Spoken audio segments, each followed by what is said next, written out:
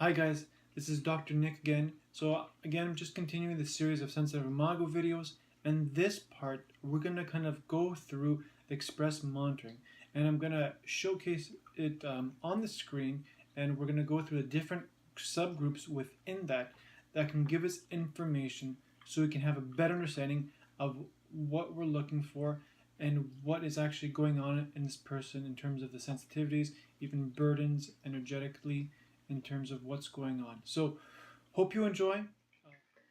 Hi guys, this is Dr. Nick here again. So now we're going to focus on the analysis.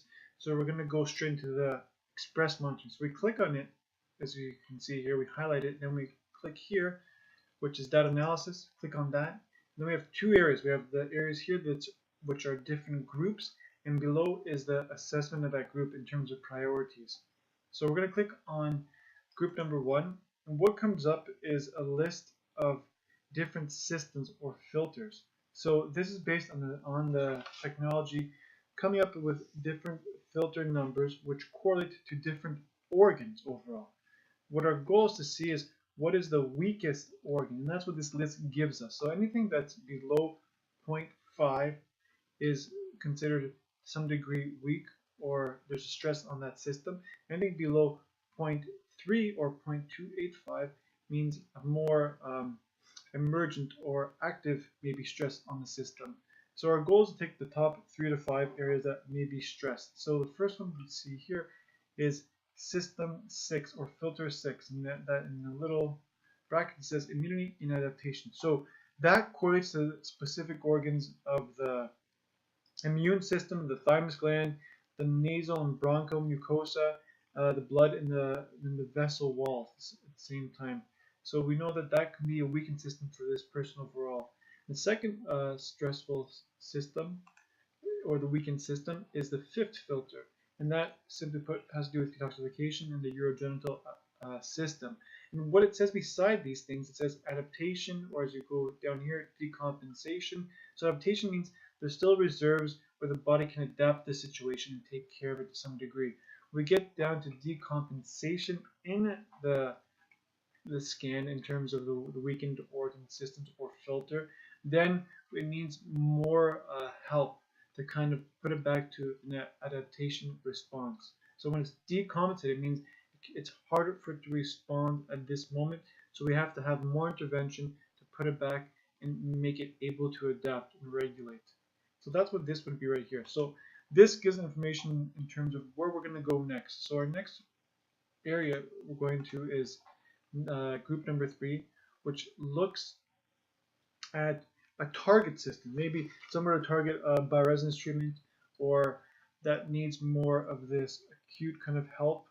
And then we look at the first line only. And in this case, this person does not have any target organs or filters, just because coefficient is to be above 0.5, but we want to be mindful in our scan. It says here the endocrine, there's possibly inflammation in that kind of area.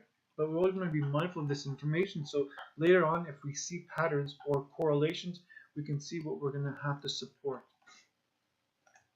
And the next area is that we're looking at presumptive diagnosis or possible complications. So we click on both, and then what we see again, there's nothing red or below 0.3 that tells us to be more alert on that subject. But what we can do sometimes too at the same time is create a stress response where we're pushing this button, which is an amplitude correction, which says when there's stress in the system, what will come to the forefront. So again, now we put stress in the system, and this is maybe a possibility with this patient that can come up. So maybe they're more prone to hypothyroidism, or maybe an anemia, and so on and so forth. So we take that not as a diagnosis, but we take it as information as we go along to figure out what's going on in this person. So we'll take away that amplitude correction, and then we go to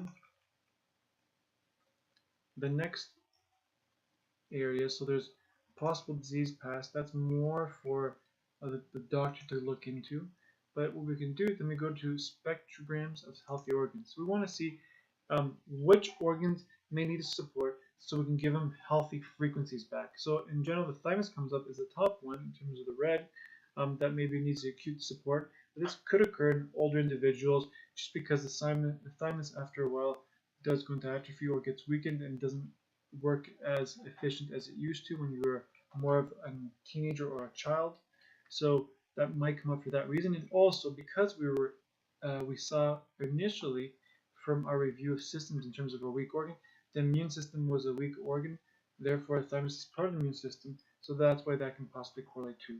We're going to go down the list to the bottom part, and this can showcase maybe more of a chronic weakened organ. So the cerebellum, diencephalon, dura oblongata, because whenever it's above 2.0, then there's possibly more of a chronic weakening of that organ that possibly needs more support. So again, we're just taking now snapshots in terms of saying, okay, this is what's happening so far, what I'm seeing, but as we go through the different parts of the analysis, it'll give us better conclusions of what is going on. So our next block here is unclick that. We'll go then to more of the sensitivity aspects. So there's something called contaminants, and this is looking at specific stresses or sensitivities in the system. So the top three here we see that are weakening this person's system are lead, mercury, and cadmium, and nitrates, of course. And again, it doesn't mean that this is a toxic burden on the system, but it could be that there's stresses on the system, and if anytime maybe in front of lead or mercury or you're exposed to it, it can stress your system. So what we do sometimes quickly, we go to this sigma button, and it showcases all the organs that we might have found this mercury, lead, or cadmium and nitrates overall. But right now we're focusing on the lead. And from the minor scan that we did, we see that there's a high amount in the head, the chest, the abdomen, so male pelvic organs, so almost all the organs, and they're always in the red, so below 0.3, which means it's a high stress on the system. So we have to be mindful of that, because if we're ever exposed to it, then it can put stress on these parts of our organs or systems overall. And then we do the same thing for food additives, and we want to see if there's any food additives that we had, like when people use preservatives in food packing, and what can possibly stress the system. So we can again apply amplitude correction if we see no stress in the system currently, and if there is, it'll come up in red, and again just showcase that there might be stress on different organs because of those additives. So then we unclick that and we go to energy and information burden, and again this has to do more with the burden of information around us. So example, here we see a high correlation of stress with electromagnetic emission from a phone.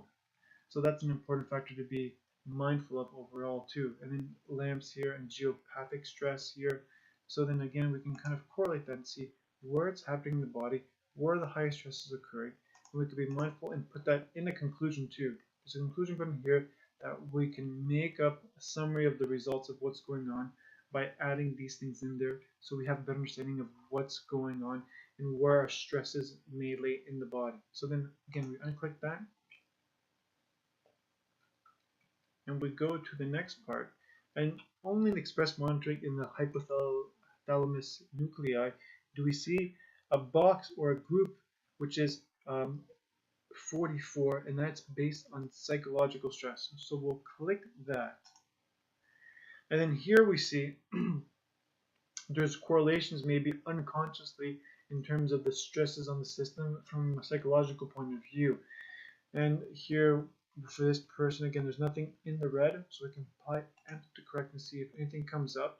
So then when we apply the amplitude correction, it shows when we put stress on the system, what is first priority. In this case, this person, financial stress might be there, even though they don't really think about it, but it could be there in the background without them being conscious of that and then wishing to argue in a sense. And then there's, of course, some rushing here. The program just needs to be able to change that, but hopefully with the new updates that will change in terms of translations and so on and so forth. So again, that just kind of gives us an understanding of what might be going on internally, even though we don't realize. Another cool thing about this is that you can actually look into lithotherapy. So it tells us maybe the top different rocks that maybe would help to kind of more energize us overall, in a sense, or they'll build up our energy versus ones that might stress our energy. So the last 10 on the list if we look all the way down kind of here, these last 10 with the higher coefficients, these are more draining in energy to us, so we can give that to a patient they can take home and kind of avoid those rocks. And the top kind of around 3 with the lowest coefficients, those would be most ideal for us to kind of have around as they can build our energy. So that's that part. And then we can go back up, and one of the last parts here is that we go to something called group 11, which is sequence of healing. We click on that, and then what does it tell us? So it tells us that for this person, maybe what might be the best type of therapy to support them at this moment based on the analysis. So the first one here is restoration or of regulation in the large intestine. Then you have immunomodulation complex, and then drainage to kidney. So those are the top 3 ones that are coming up that have a lower coefficient that showcase maybe we need more help in that area. And then as we go along with the scan and go to the base catalog and then go to specific tissues or organs that we want to check out, it'll give us all this information in terms of what we're looking for. And then, like we said, we'll put this information into our conclusion, and then from there we can summarize and figure out what is really happening to the patient and how we can support them and what kind of treatments they might need and what kind of burdens are on their system so we can support by treating them in any way we have to. So I hope that was helpful. In the next video we'll go into some of the base catalogs which showcase a little bit of more microbial burdens.